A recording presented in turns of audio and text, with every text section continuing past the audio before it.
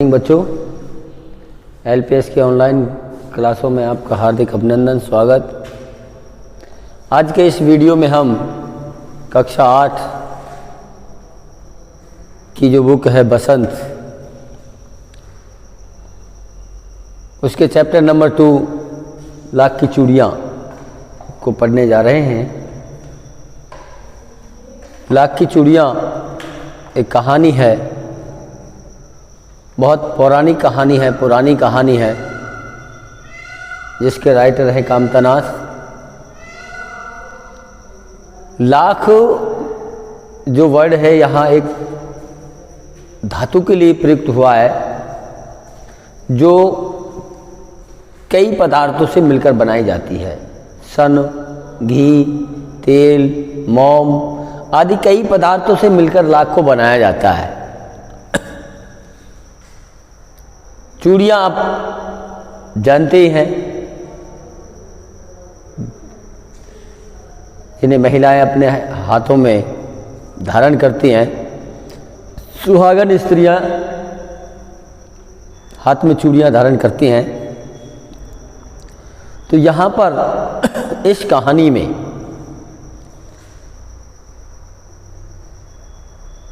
वर्तमान समाज और पौराणिक समाज में हुए अनेक परिवर्तनों की झांकी कामतानाथ जी ने प्रस्तुत करने का प्रयास किया है।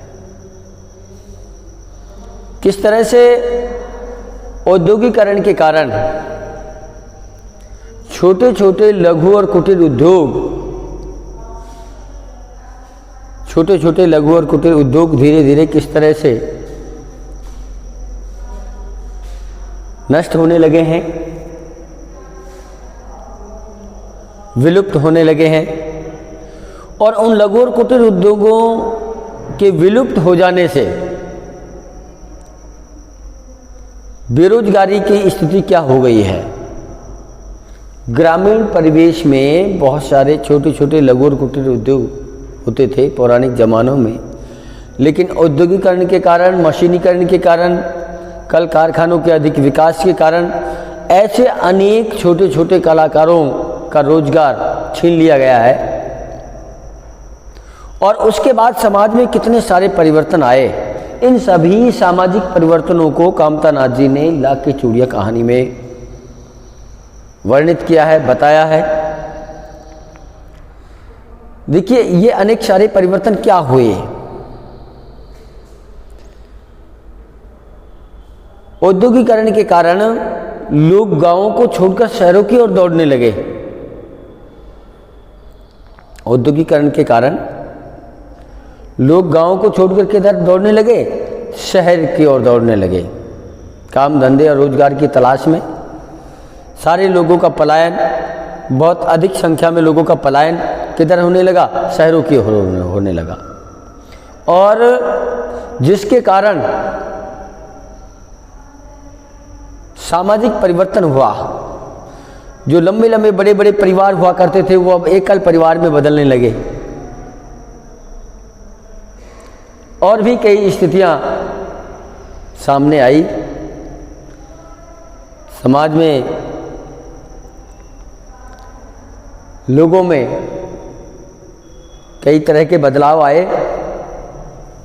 जैसा कहानी में बताया गया है कि पहले जो स्त्रियां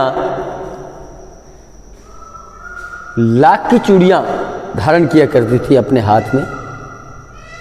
लाख यहाँ काउंटिंग का प्रतीक नहीं है कि लाख को आप गिनती समझ लें, नहीं।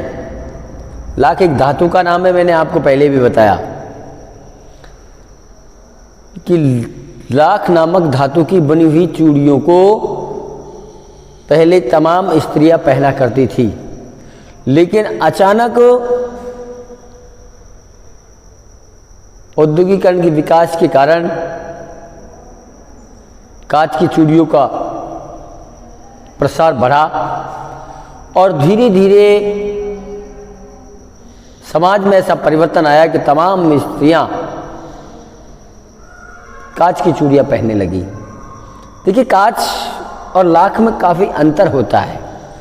कांच नुकीला होता है, टूटने पर चुभता भी है, मोच या चोट आने का डर भी रहता है, बहुत जल्दी टूट भी जाता है। और यदि हाथ किसी के लग के यदि वो टूटेगा तो वो कांच की चूड़ियाँ हाथ में घाव भी कर देती हैं, हाथ में चुभ भी जाती हैं, खून भी निकाल देती हैं। लेकिन लाख की जो चूड़ियाँ हुआ करती थी वे थोड़ी मोटी होती थी और उनके टूटने का डर कम, और यदि टूट भी जाती थी तो किसी भी प्रकार की हानि वो हाथ को या शरीर को नहीं पहुंचाती थी। लेकिन कांच की चूड़ियों से थोड़ी वजनदार हुआ करती थी। कांच की चूड़ियाँ बड़ी सपाट, चमकीली और अधिक सुंदर दिखाई देती हैं, जबकि लाख की जो चूड़ियाँ हैं वो कुछ दिन बाद उनकी चमक गायब हो जाती है और वो धीरे धीरे धीरे धीरे धीरे धीरे बदरंग होने लगती हैं। तो ऐसी स्थिति में आज के महिला वर्ग ने औद्योगिकरण से प्रभावित होकर, लेखक ने यह बताने का प्रयास किया है कि औद्योगिकरण से प्रभावित होकर आज की महिलाओं ने कांच की चूड़ियों के चलन को बढ़ा दिया है। अब तो कुछ सामाजिक परिवर्तन ऐसा होने लगा है कि धीरे धीरे लौटते परिवेश में अब कांच की चूड़ियों का ज़माना जाने लगा है और दोबारा वापस लाख का ज़माना आने लगा है। लेकिन पौराणिक कहानी है, अपने समय के प्रसंगों को, समाज के प्रसंगों को उठाने का प्रयास किया है कामतनाथ जी ने। कहानी के जो प्रमुख पात्र हैं उनके बारे में थोड़ा सा परिचय मैं आपको करा दूं। देखिए, मेन पात्र है बदलू। कहानी का मेन पात्र कौन है? बदलू है। यह एक मनिहार है। बदलू का धंधा क्या है? चूड़ी बनाने का काम है इसके पास। लाख की चूड़ियाँ बनाता है, मनिहार है और बड़े सुंदर सुंदर लाख के चूड़े बनाता था। स्वयं राइटर भी इसका पात्र है कामतनाथ। कामतनाथ जी जब भी अपने मामा के यहाँ जाते तो बदलू के यहाँ जाना न भूलते थे। तो ये बात आप अच्छी तरह से समझ लें कि बदलू का जो गांव है वो लेखक का ननिहाल है, नाना मामाओं का गांव है। तो जब भी माँ के साथ वो अपने मामा के यहाँ जाता तो बदलू मनिहार के घर जाना नहीं भूलता था। और जो पात्र हैं कहानी में, बदलू की बिटिया है रज्जो। एक दो ग्रामवासी भी हैं, लेकिन मूलतः कहानी राइटर और बदलू के आसपास घूमती है। सारे गांव में बदलू मुझे सबसे अच्छा आदमी लगता था, क्योंकि वह मुझे सुंदर सुंदर लाख की गोलियां बनाकर देता था। कौन कह रहा है? बदलू कह रहा है। सुंदर सुंदर लाख की गोलियां। प्यारे बच्चों, आपने कंचे खेले होंगे। आजकल तो कंचे कांच के बने होते हैं। इससे पहले का जो ज़माना था, उस ज़माने में जो कंचे बने होते थे वो लाख के भी बने होते थे, लाख धातु के भी बने होते थे। तो जब भी बदलू अपने मामा के यहाँ जाता तो बदलू के, जब भी कामतानाथ जी अपने मामा के गांव जाते तो बदलू के घर जाना नहीं भूलते थे, क्योंकि वो उन्हें बड़े सुंदर सुंदर लाख की गोलियां बना कर देता था। मुझे अपने मामा के गांव जाने का सबसे बड़ा चाव, प्रसन्नता, खुशी इसी बात से होती थी कि जब भी वहाँ जाता तो बदलू के यहाँ जाना नहीं भूलता था, बदलू के घर जाना नहीं भूलता था, क्योंकि उसे सुंदर सुंदर लाख की गोलियां बनाकर देता था।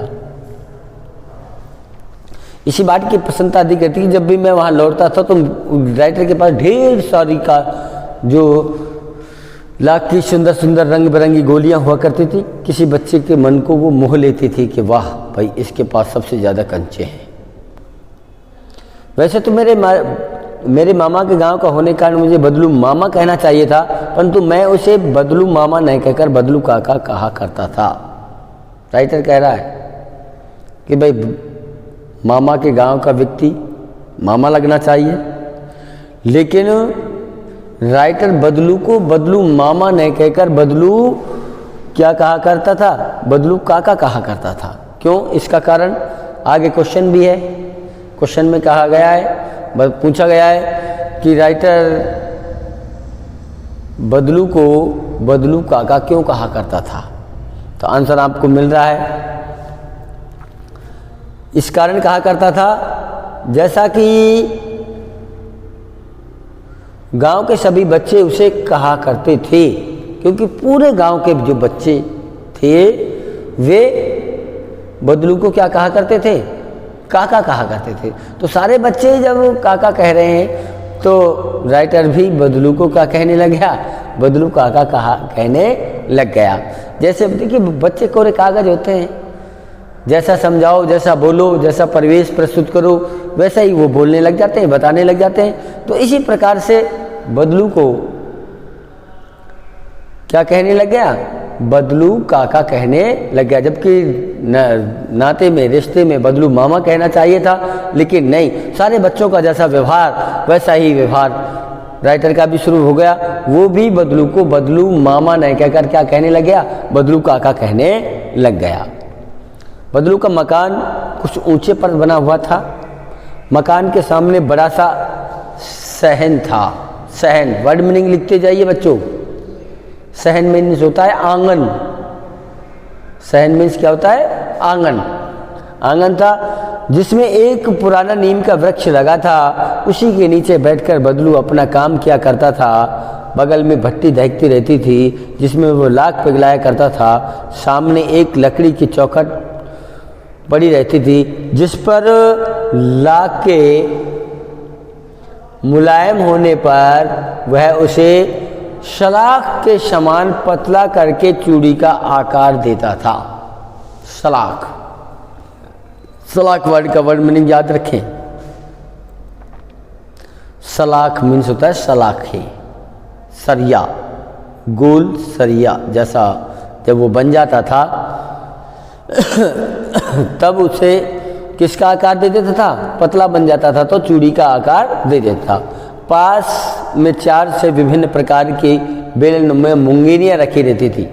बेलन, जैसे बेलन बीच में मोटा और पकड़ने के स्थान पर पतला होता है, इसी तरह बेलन के आकार की मुंगेरियाँ रखी रहती थी जो आगे से कुछ पतली और पीछे से कुछ मोटी होती थी। चूड़ी को आकार देने के लिए मुंगेरियाँ उन सलाखों को किस पे चढ़ाता था, मुंगेरी पर चढ़ाता था, जिससे वो उसका चूड़े का सही आकार आ सके। लाख की चूड़ी का आकार देकर वह उन्हें मुंगेरी पर चढ़ाकर गोल और चिकना बनाता और तब एक एक कर पूरे हाथ की चूड़ियाँ बना चुकने के पश्चात वह उन पर रंग करता। तो इस तरह से लाख की चूड़ियाँ बनाया करता था। मकान के बारे में बताया, बदलू के मकान कहाँ था, थोड़े ऊंचाई पर था। मकान के सामने बड़ा सा सहन था। सहन मीन्स आंगन था।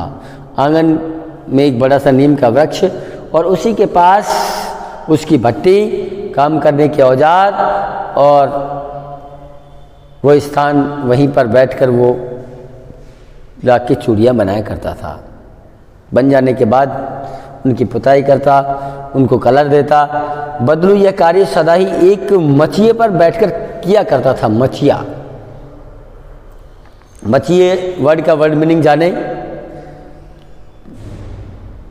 छोटी चारपाई, बहुत छोटी चारपाई होती है, उसे मचिया कहा जाता है। वैसे चारपाई आपने देखी होगी कि आयताकार होती है, लेकिन जो मचिया होता है वो वर्गाकार होता है। पैर 4 ही होते हैं मचिए के भी और चारपाई के भी 4 पैर होते हैं। लेकिन ये जो मचिया है वो बहुत छोटे आकार का होता है और मुड्डी नुमा होता है, गोल नहीं होता, चौकोर होता है। तो इस तरह से उस पर बैठकर, उस मचिए पर बैठकर कार्य किया करता था, जो बहुत ही पुरानी थी। मचिया क्या थी, बहुत पुरानी थी। मचिए का वर्ड मीनिंग समझ गए होंगे आप। बगल में ही उसका हुक्का रखा था, रहता था, हुक्का पीता रहता था। हुक्का वो होता है जिसमें तंबाकू के ऊपर आग रखकर उसे पिया जाता है, जिसे वो बीच बीच में पीता रहता था। गांव में मेरा दोपहर का समय अधिकतर बदलू के पास ही बीतता। वह मुझे लला कहा करता था और मेरे पहुंचते ही मेरे लिए वो तुरंत एक मछियाँ मंगा देता बैठने के लिए कि लल्ला को क्या ले आओ, मछियाँ ले आओ। मैं घंटों बैठे बैठे उसे इस प्रकार चूड़ियाँ बनाते देखता रहता। लगभग रोज वह 4-6 जोड़े चूड़ियाँ बनाता। पूरा जोड़ा बना लेने पर वह उसे बेलन पर चढ़ाकर देखता। कुछ क्षण चुपचाप देखता रहता, मानो वो बेलन ने होकर किसी नववधू की कलाई हो। मुंगेर पर चढ़ाकर उन्हें बार बार बेलन पर चढ़ाकर देखता रहता, ठीक से देखता कि ठीक तरह से बना है कि नहीं, गोलाई ठीक है या नहीं, चिकना और मुलायम है कि नहीं। और पूरा जोड़ा बन जाने के पश्चात उन्हें बड़े गौर से देखता। तो जब राइटर को लगता जैसे वह चूड़े मुंगेर पर चढ़ी हुई नहीं, ऐसा लगता था किसी नववधू की कलाई पर चढ़ा रखी हो। नववधू, नव मीन्स नई और वधू मीन्स दुल्हन। नई दुल्हन के जैसे हाथ में नई नई चूड़ियाँ पहना दी गई हैं, इस तरह से दिखाई देती थी। बदलू मनिहार था। बदलू कौन था? मनिहार। जैसे मैं पहले बताया था आपको, मनिहार कौन होते हैं? चूड़े बनाने वाले, चूड़ियों का धंधा करने वाले। चूड़ियाँ बनाना उनका पैतृक पेशा था। पैतृक पेशा, पैतृक पुरखों का, पूर्वजों का धंधा। चूड़ियाँ बनाना उनके पूर्वजों के द्वारा दिया गया धंधा था। और वास्तव में वह बहुत ही सुंदर सुंदर चूड़ियाँ बनाता था। उसकी बनाई हुई चूड़ियों की खपत भी बहुत थी। उस गांव में तो लगभग सभी स्त्रियाँ उनकी बनाई हुई चूड़ियाँ पहनती थी। आसपास के गांवों में भी सभी लोग उसे चूड़ियाँ ले जाते थे, परंतु वह कभी भी चूड़ियों को पैसे से बेचता न था। देखिए, उसका मेन कार्य चूड़ी बनाने का है, बेचने का है, लेकिन पैसे के बदले नहीं बेचता था। चूड़ों को वो, लाख की चूड़ियों को वो पैसा देकर नहीं बेचता था। वस्तु विनिमय का व्यापार था बदलू के ज़माने में। किसका व्यापार था? वस्तु विनिमय। यानी वस्तु विनिमय क्या होता है? वस्तु के बदले वस्तु देना। वस्तु के बदले पैसे नहीं देकर क्या देना? वस्तु देना। वस्तु विनिमय का व्यापार कहलाता था। तो आसपास के लोग वहाँ आते और चूड़ियाँ खरीद कर ले जाते, लेकिन खरीदते तब पैसे नहीं देते। क्या देते थे? बदले में वस्तु ही देते थे। तो वस्तु विनिमय क्या है, ये आपको समझ में आ जाना चाहिए। वस्तु विनिमय है वस्तु के बदले पैसे नहीं देकर वस्तु देना, वस्तु विनिमय कहलाता है। और लोग अनाज के बदले उससे चूड़ियाँ ले जाते। बदलू स्वभाव से बहुत सीधा था। मैंने कभी भी उसे किसी से झगड़ते नहीं देखा। हाँ, शादी विवाह के अवसरों पर अवश्य जिद पकड़ जाता था। जीवन भर चाहे कोई उसे मुफ्त चूड़ियाँ ले जाए,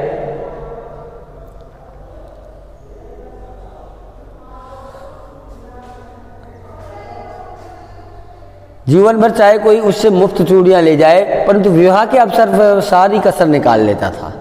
विवाह के अवसर पर, शादी विवाह के मौके पर जब वो सुहाग का जोड़ा देता था, तो उस समय वो उसकी सारी भरपाई कर लेता था। आखिर सुहाग के जोड़े का महत्व ही और होता है। भाई, सुहाग का जो पहली बार दुल्हन जिस चूड़े को पहनती है वो सुहाग का जोड़ा कहलाता है। शादी के अवसर पर जब प्रथम बार दुल्हन अपनी कलाई में जिन चूड़ियों को पहनती है वो सुहाग का जोड़ा कहलाता है। तो उसका एक अलग महत्व होता है। उसके मुँह मांगे पैसे, ये मुँह मांगे वस्तु मांगा करता था। मुझे याद है मेरे मामा के यहाँ किसी लड़की के विवाह पर जरा सी किसी बात पर बिगड़ गया था, उसे क्रोध आ गया था और फिर उसको मनाने में लोहे लग गए थे। लोहे लग जाना मुहावरा है, अर्थ होता है बहुत कठिनता आना, बहुत कठिनता आना। तो उसे मनाने में बहुत कठिनता आई। विवाह में इसी जोड़े का मूल्य इतना बढ़ जाता कि उसके लिए यानी किसके लिए, बदलू के लिए, उसकी घरवाली के लिए सारे वस्त्र मिलते, ढेरों अनाज मिलता और उसको अपने लिए पगड़ी मिलती और रुपए जो कुछ मिलते सो अलग। जो जोड़ा सामान्य अवसरों पर बहुत सस्ते दिया करता था, कुछ अनाज में ही दे दिया करता था, लेकिन शादी के जोड़े का कितना महत्व होता है, सुहाग के जोड़े का कितना महत्व होता है कि उस सुहाग के जोड़े को देने के लिए वह खुद के लिए कपड़े लेता, अपनी घरवाली के लिए कपड़े लेता और खुद के लिए पगड़ी भी लेता और ढेरों सारा अनाज और कुछ रुपये भी। तो इस तरह से शादी के जोड़े के समय वो थोड़ा जिद पकड़ लेता था। यदि संसार में बदलू को किसी बात से चिढ़ती तो वह थी कांच की चूड़ियों से। छोटे छोटे क्वेश्चन बहुत आते हैं परीक्षा में और ऐसे बीच बीच में से कहानी से पूछ लिया जाता है कि बदलू को सबसे ज़्यादा चिढ़ किससे थी। आंसर आपको मिल रहा है कांच की चूड़ियों से। बताइए बदलू कैसी चूड़ियाँ बनाता था, लाख की चूड़ियाँ बनाता था। यदि किसी भी स्त्री के हाथ में उसे कांच की चूड़ियाँ दिख जाती तो वह अंदर ही अंदर कुढ़ता था, चिढ़ता था, कुढ़ना चिढ़ना, और कभी कभी तो दो चार बातें भी सुना देता था। मुझसे तो वह घंटों बातें किया करता था, कभी मेरी पढ़ाई के बारे में पूछता, कभी मेरे घर के बारे में और कभी यूं ही शहर के जीवन के बारे में। मैं उससे कहता कि शहर में सब कुछ सब कांच की चूड़ियाँ ही पहनते हैं, तो वह उत्तर देता शहर की बात और है लला, कि शहरी जीवन में और ग्रामीण जीवन में अंतर होता है। शहर की बात कुछ और होती है, वहाँ तो सभी कुछ होता है। देखिए शहरी जीवन पर तंज कसते हुए, कटाक्ष करते हुए राइटर कह रहा है, बदलू के माध्यम से कह रहा है कि वहाँ तो सभी कुछ होता है, वहाँ तो औरतें अपने मर्द के हाथ में हाथ पकड़कर सड़कों पर घूमती भी हैं। ग्रामीण परिवेश और शहरी परिवेश के अंतर को स्पष्ट करते हुए कहा है, बदलू के माध्यम से कहा है राइटर ने कि वहाँ पर तो वहाँ की जो स्त्रियाँ हैं, शहरों में तो स्त्रियाँ हैं, वे अपने मर्दों को हाथ में हाथ पकड़कर सड़कों पर घूमती भी हैं और फिर उनकी कलाई नाजुक होती है। शहरी स्त्रियों की कलाई को नाजुक कहा है कि उनकी कलाई कैसी होती है, कमज़ोर होती है, नाजुक होती है ना। लाख की चूड़ियाँ पहने तो मोच न आ जाए। भाई लाख की चूड़े तो वजनदार होते हैं और ऐसे वजनदार चूड़े पहनने से हो सकता है शहर के स्त्रियों के हाथ में क्या आ जाए, मोच आ जाए, चोट आ जाए। कभी कभी बदलू मेरी अच्छी खासी खातिर भी करता था। जिन दिनों उनकी गाय के दूध होता तो वो सदा मेरे लिए मलाई बचा कर रखता और आम की फसल में तो मैं रोज ही उसके यहाँ से दो चार आम खा आता। परंतु इन सब बातों के अतिरिक्त जिस कारण वह मुझे सबसे अच्छा लगता था, वह लगभग रोज ही मेरे लिए दो चार गोलियां बना देता था। तो प्यारे बच्चों, आपने देखा कहानी में बदलू का सबसे अच्छा लगने का कारण राइटर ने बताया है कि बच्चों को जिस तरह खेलने की इच्छाएं होती हैं, उन खेलने की इच्छाओं को वो पूरा करता था। उन्हें प्रतिदिन ही रंग बिरंगी कांच की नहीं लाख की गोलियां बना कर देता था, खेलने के लिए गोलियां बना कर देता था। तो प्यारे बच्चों, आज की वीडियो में आपने लाख की चूड़ियाँ कहानी का जो अंश पढ़ा, उससे आपने शहरी और ग्रामीण जीवन के अंतर को देखा कि किस तरह से शहरी जीवन और ग्रामीण जीवन में अंतर होता है और वहाँ के परिवेश और वहाँ के परिवेश में कितना अंतर होता है। आज के सामाजिक परिवेश में कितना बदलाव आया है, कैसे किस तरह से औद्योगिकरण के कारण, मशीनीकरण के कारण, फैक्ट्रियाँ लग जाने के कारण बहुत सारे ग्रामीण परिवेश के लघु और कुटीर उद्योग हैं वो नष्ट हो गए हैं और ग्रामीण लोग बहुत सारे बेरोजगार हो गए हैं। लोग गांवों से शहरों की ओर पलायन कर रहे हैं। तो प्यारे बच्चों, आज के वीडियो में सिर्फ इतना ही। आगे कहानी का अगला अंश अगले वीडियो में देखने को मिलेगा। धन्यवाद।